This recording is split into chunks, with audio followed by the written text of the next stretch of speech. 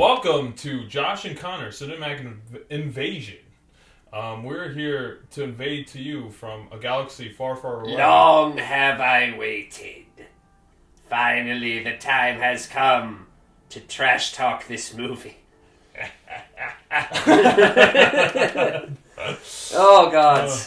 Yeah, so this is the final installment of the Star Wars saga? Yeah, that's the last one. This is, as far as the Star Wars saga as we know it, this is the last of the... Until episode 11. The primary storyline. Right, so, what is this? Rise of Skywalker? Rise of the Skywalker, yes. Yeah, this is Rise of the Skywalker. I don't know why that's so funny, but it's very funny. So, I don't even know where to begin with this, to be honest. Oh, well, what better place than the very beginning, where J.J. Abrams starts off by undoing everything Rian Johnson did in The Last Jedi. Okay, wait. This is going to be a spoiler review. Oh, yeah. Well, maybe we should say what we think about it before we I mean, dude, at the time of recording, the movie has been out for 2 weeks. Yeah, that's true. If you haven't seen it. So you haven't seen it by now, you're an asshole. Okay. No, you're fine. A Jedi desires not these things. We love you. Don't forget to like and subscribe. And share this video. No, don't do that. Don't do that. Yeah. No. So yeah, spoilers incoming for this movie and the probably the other two in the sequel trilogy of Star Wars. Everyone probably seen those. Again, it's been enough time. Yeah, if you haven't seen this movie by now, then, and you're watching this, then... Yeah. That's your fault. So, yeah, okay, the undoing of Rian Johnson. Yeah, so basically the first 30 minutes of this movie was just us watching the movie J.J. Abrams wanted to make between Skywalker and The Force Awakens. Do you think this is, like, the plan he had set in his head, like, he was going to bring back Palpatine? Yeah. Because I don't agree with that. I think Rian Johnson just killed off Snoke, and then this is, like, the hand he was dealt with, J.J. Abrams. I can kind of see. Apparently, I'm told, this is just from rumblings on Twitter, but apparently bringing the Emperor back was Kathleen Kennedy's idea. Oh, really? Okay. Yeah. Okay. I mean... She thought it would be a great way to save the franchise, because she thought he was a marketable character. Yeah, I mean, that's probably the only thing they can do after Snoke is dead. Like, what do you do with that character? I liked the direction that Rian Johnson was going in it. With it doesn't matter who Snoke was. He was just some guy to introduce Kylo Ren to the dark side and ultimately watch him become the big baddie. But, you know, hey, I think that would have been a little bit more interesting if they just went with Kylo Ren and he just went full overboard. He's a compelling villain. Yeah, Adam Driver's you feel for him. The best character in this movie. Absolutely. Even between the Force Awakens and The Last Jedi, you get a little character development. With him. He has the most dynamic. You watch him grow, you know. You watch him kind of harden up and turn into the... Rey doesn't really have that hard dynamic. She's no. She's a Jedi. She's soft. She's compassionate. Right, but at least with the first two movies, it didn't seem like she struggled that much. I know a lot of people are saying she's a man suit. I don't have a problem with her. I like her. Again, I think that a lot of that has to do with the direction that J.J. Abrams and Rian Johnson took with the Force. You know, it's different than what we saw. Yeah, that's true. I did like the new prequels and the original trilogy added to it. I mean, this movie, the opening scroll says. The dead speak, or something like that. Yeah, it's just Palpatine has returned. Yeah, I don't think it was. I mean, I don't think this trilogy was planned whatsoever. No, they sort of jumped. It seems like they jumped from one movie to the next, just trying to top whatever came before. So you think this was J.J. Abrams' whole plan was to bring back Palpatine? Well, no. Like I said, it seems like based on what the writers are telling us, unless they're just trying to deflect some of that negative criticism. It was Kathleen Kennedy who decided to bring back the Emperor. Yeah. I thought that would be a good call. It was an interesting idea because it kind of made Star Wars has always been the chess game of Palpatine trying to control the galaxy. That's true. So that was kind of neat, but it was poorly executed. I mean, it depends on how you watch it. If you watch it episode 1 to 6, then you would see it that way. But if you just see the original trilogy, you wouldn't even think of Palpatine being a pawn. No, of course until Jedi. Well, not a pawn, the puppet master. Yeah, the puppet master. Because again, it's just like the original trilogy. Palpatine isn't a major player until the third installment. Otherwise, he's just sort of been this shadowy figure. In the originals, you sometimes hear about the Emperor is most displeased, or The Emperor has dissolved the Galactic Senate, but he didn't even make an appearance until Jedi. And that's when he mattered. Yeah, that's true. I mean, well, he was an Empire. He showed up for a quick scene in Empire. Oh, that's right. Yeah, the transmission. Yeah. And what is thy bidding, my master? You're right. Yeah, and you're right. They changed actors. Yeah. For the special edition. But that's a whole nother thing.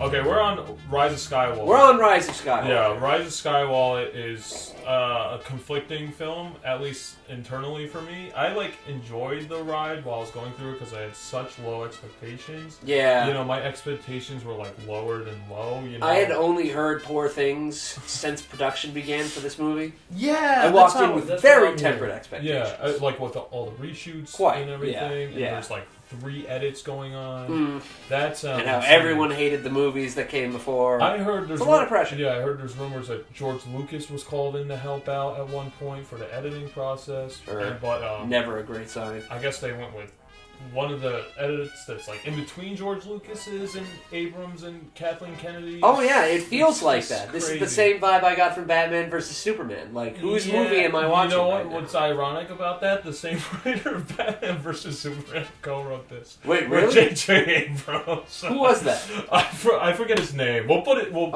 discredit him here. We'll discredit. You're right. We will discredit him here. Because oh my god. The first 45 minutes of this movie move so fast you can barely keep track of which planet you're on minute to minute. Yeah, no, that's very true. The pace, this movie is basically they rush to set so much up. Yeah. If you turn your brain off, you don't even have time to think about and marinate in a scene. It's just a scene's there. It's not even a scene. It's a part of the scene, and it's just here and then it's gone. Next thing you're on a different planet or different. The next part of the story, we need to find the MacGuffin. We need to. The MacGuffin to find the MacGuffin. Exactly. Yeah, literally. That is the dagger, then the pyramid thing.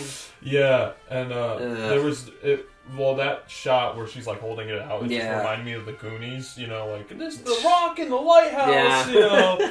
All this in the. It was a very that moment. Yeah, exactly. And there's a scene that reminded me of Back to the Future 2. I'll just name everything this reminded me of. Back to the Future 2 where... This movie was all other movies. Right.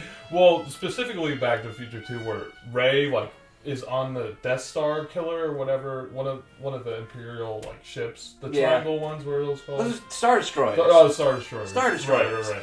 So she's on that, and she's confronting Kylo Ren, and that's when she jumps on the Millennium Falcon. It just comes up. That was and then awesome, she jumps onto it. It reminded me of Back to the Future Part 2, where Doc comes up from Marty. And catches him after he falls out of Biff's whatever. Yeah, he's on Biff's Tower. Biff Tower. It reminded me of that, and then there was one other thing, but I forget what it was. There's a lot of different shots. Was there a hoverboard scenes? It wasn't a hoverboard. No, there's little things that just remind me of different movies and different franchises, Palpatine being all dead and decrepit, he's reborn, remind me of Voldemort and Harry Potter. Oh yeah, I can kind of see that. And I didn't really corpse of Ian McDead. Yeah, to be fair, when the Palpatine Emperor. I mean, call him. It's whatever. The Palpatine Emperor Sheev. His first name is Sheev. If you didn't know that. The Palpatine. Not so threatening. No. What's up, Sheev? No, it's definitely not. And the part where he says the opening line, being unnatural. The dark side of the Force is a pathway to many abilities some consider to be unnatural. Unnatural. Right. That, I was kind of sold with it at that point. I was whoa, that was a throwback to episode 3. And, I wasn't completely, I didn't completely love the movie. To be honest, I find it, amazing at all that J.J. Abrams even made a comprehensible movie. You could almost comprehend it, but once you think about it, it's just all falls apart. It's a nostalgia trip, is what it is. This movie relies heavily on the nostalgia. That's very true. Remember this part of Star Wars that you loved? Remember this iconic line? Well, I was trying similar sound effects, scenes being imitated. It relied a little too heavily on how much you loved previous Star Wars. At least there was a little bit explanation of how he's back, because it's kind of all right, he figured out the power to be immortal almost, but not really. He's on this life preserve and everything, and it was just this movie was just all over. Luckily, we had Mary there as part of the resistance to fill us in with all that stuff whenever anyone had a question. How can the Emperor be back? Cloning, black science. Yeah. This is all things the Sith knew. And then they had all the not the Snokes and like all. Oh these yeah, the Snokes jars in the Snokes in the jar. Snoke in the jar. Nice. Yeah. That's another thing I didn't like about this movie. It undid all the theories that I was right about. Because I was right when I said Rey's parents were no one and it doesn't matter. And I was right when it said it doesn't matter where Snoke came from. It definitely retconned a lot. J.J. Abrams was like, "Nuh-uh, Connor. You're not having this." Well, that part... I like this theory that I read on Reddit 3 years ago. Those are the parts of The Last Jedi I actually enjoyed, was like when, there's no black and white. It's just exactly. gray and throw it all away. And, I mean, Ryan Adams. Ryan Johnson. That's his name. Ryan Adams.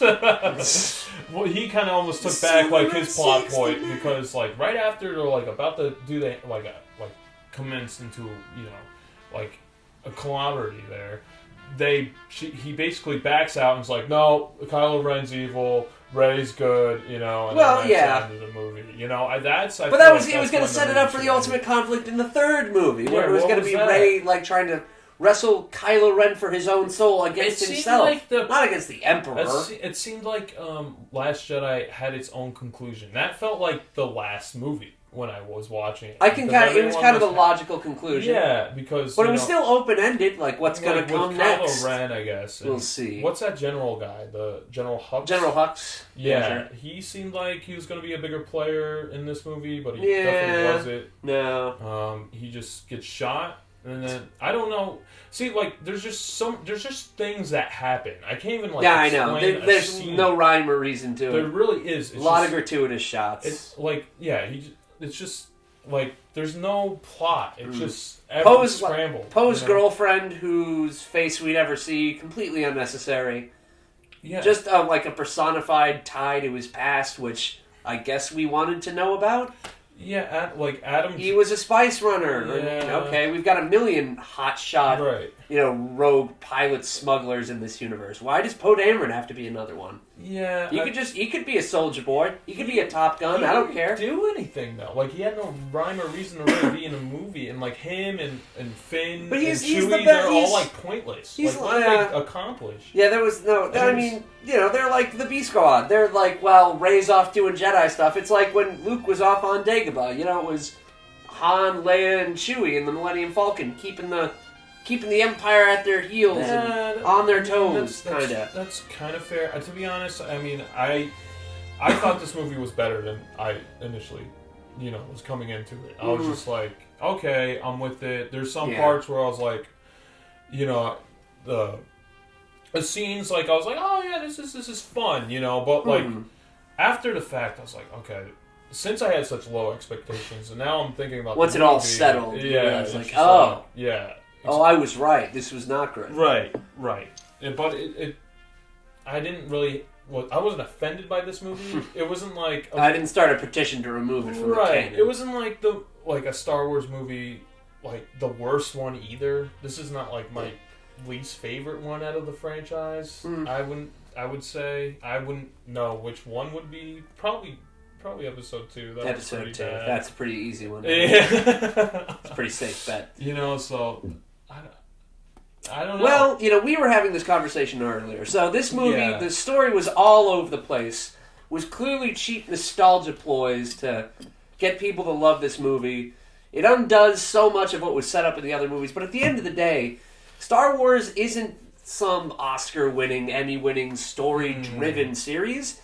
Star Wars is laser wizards and cool fights in space. Right. And great special effects. This movie is stunning. Great music. John Williams. He's a legend. Yeah. He was in it for one shot. He was. You're right. I finally remembered. He was the guy with the stuff on his face, right, in the bar. Yeah, he had like an eye patch. He was shaking his head at 3PO or whatever because he thought he was a nerd or something. Yeah, when I saw him, I was like, oh, John Williams. And I had to rack my brain for that one because literally blink and you'll miss it. Yeah, to be honest, like there's little moments like that where I got excited. I was like, oh, John Williams is in the movie. I was happy to see him like actually up and about because he's like he's been sick. Late 80s. Yeah, and he's been sick. Is he sick? Oh, he's been sick. Oh man, I mean, there's I mean, who knows how much longer we'll even have of that, immense talent, John Williams. Yeah, and this is kind of he's going to step away from the franchise after this. Last Star Wars movie, which with the music itself for this movie, there's nothing I really remember besides old beats. From it was a whole movies. lot of throwbacks. Yeah, there really was. It was just, like, here's the Princess Leia theme, here's, the Skywalker theme. The Sith chants were pretty cool at the end. Yeah. I like Rey's theme. That's, like, one that kind of... Dun dun dun dun dun dun dun dun dun dun dun dun dun. Yeah, I do like that. It's like a little more whimsical feel to it. But that, I guess... Well, the Kylo Ren theme's pretty decent. Yeah. Dun dun dun dun dun. But there's nothing else that really stands out in my head, like, as this everything is a Star else was Wars sort of scene just with like, this hey, this is the music from the... Right. Again, it was a nostalgia. Well, there's probably no pacing for John Williams to score, any music to this, because there's no scenes. If it was such a production nightmare, there was as no we heard. scenes anyway. Fair enough. Oh, yeah, you probably... I think he did finish the music before they even finished editing the movie. Oh, well. So that's probably, some stuff got lost in the cutting room floor there probably was, I mean, like, well, there's parts that were, like, little questions and they were never answered. Like, what was Finn going to say to Rey when he sank into does it matter? I can use the Force, bruv. It was like quicksand, and then... No, yeah. And then he was going to tell... What's his name? Poe. Yeah, I forget, like, all these characters. They were going to kiss, and that didn't happen.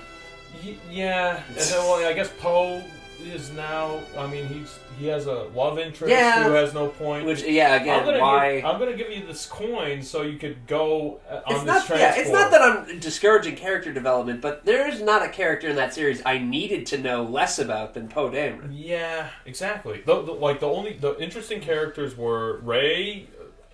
maybe even Princess Leia. Yeah. And like Rey and Finn, their pasts were sort of stooped in mystery, so you were interested to know about them. But Finn was a pretty, two-dimensional character for the most part. He was just sort of in the forefront. He was the brash rogue, the Han Solo setup. For the Force He's Awakens. He's a cool character. He seemed like he was like in tune with the Force. But it felt like we didn't really need to know more about him. He was set up pretty well. Yeah. Well, he was like, he's the cool guy. Like I said, there was no plan, and then Rian Johnson seemed like he had free range to do whatever he wanted, and I know that off-set course for a lot of things, it seems like, and J.J. Abrams just jumped on this movie. He's like, all right, what can I do? Oh, we have no big baddie. Well, Palpatine's back. He's alive. Yeah. Too bad we don't have, like, a Kylo Ren type. Oh, well.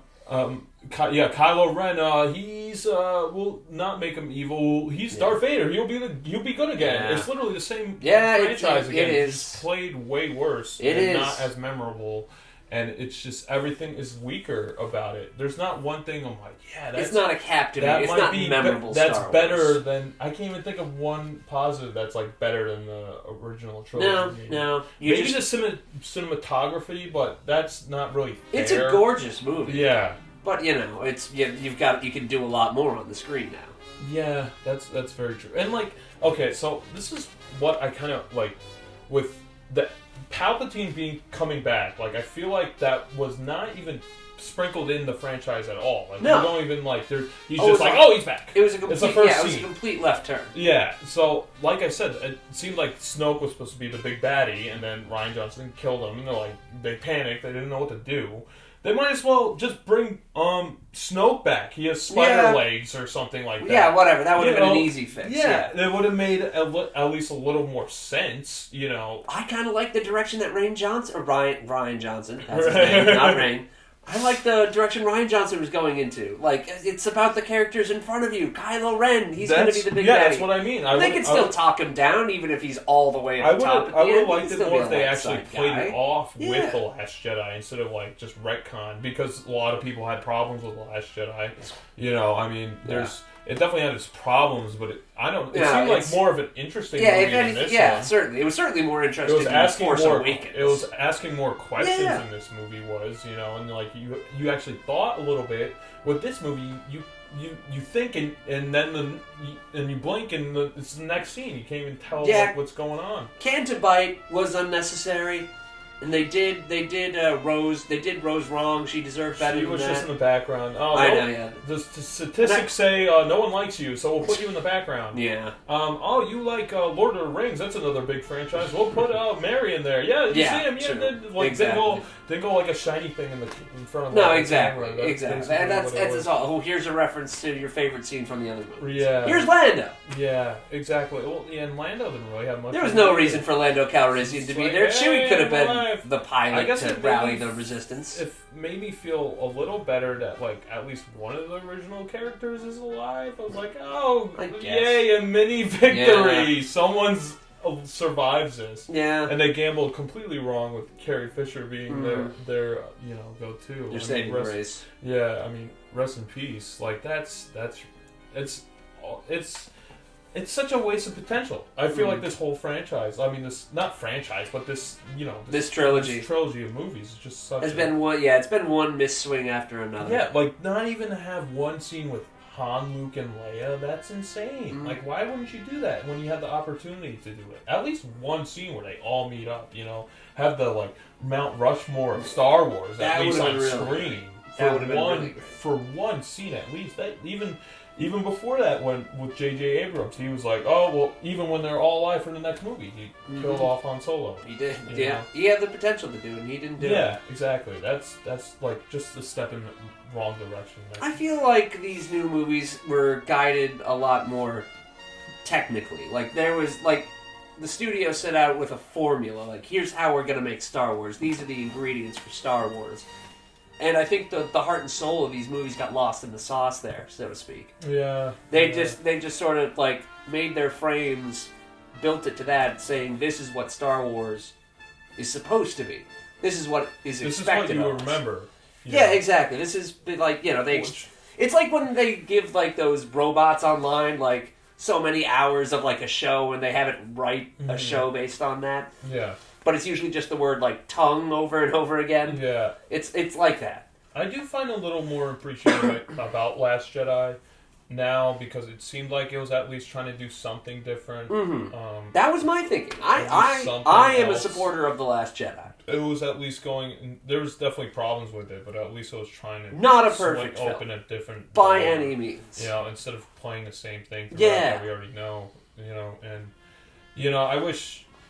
At least with Kylo Ren, how he's obsessed with Darth Vader. You know? So I kind of wish he was the one who brought back Palpatine by accident. He's trying to bring back Darth Vader. He's like, oh yeah, me and Grandpa can rule the galaxy. I'm going to bring him back. And then I'll show you. Yeah, exactly. And then he's doing he's doing some Sith power over the Darth Vader helmet. But since Darth Vader converted to the light side, he gets Palpatine. He gets Palpatine. Maybe he has Palpatine's blood or something on his helmet. I don't know, something. At least that would have made more sense that he was trying to bring back one of the big baddies, and then but that's no, how you it's Palpatine. It's always been Palpatine. Yeah, he's just there. Yeah. Well, the concept is he's been pulling the strings the whole time from behind the scenes. Yeah, which is not it's so shoehorned in. Yeah, exactly. It's clearly a very desperate attempt to save this trilogy. It really is to wrap it up. That's like you said before. It's just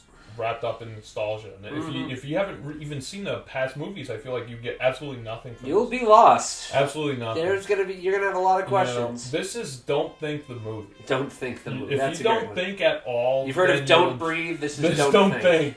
If you don't think at all, you'll enjoy it.